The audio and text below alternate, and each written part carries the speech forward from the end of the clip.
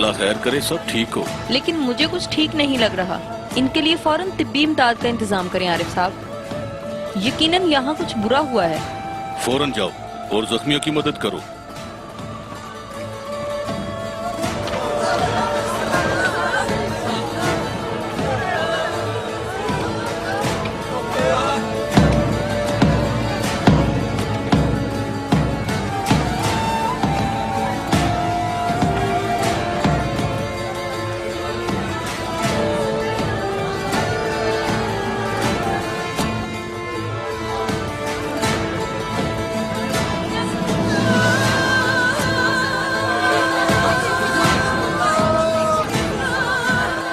हाइमा खातून, अल्लाह खैर करे।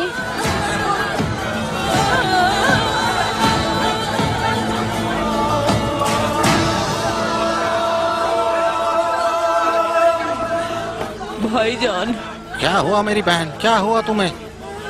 हम पर भाईजान मंगोलों ने हमला कर दिया, हम तबाह हो गए भाईजान। जालिम। कादर। जी सरदार।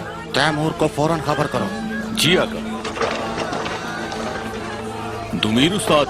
आरफ साहब, मेरी बेटी, इसकी मदद करें, इसको बचा ले।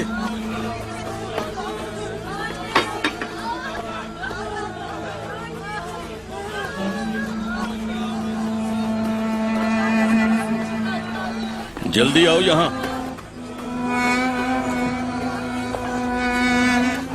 बिस्मिल्लाहिर्रहमानिर्रहीम।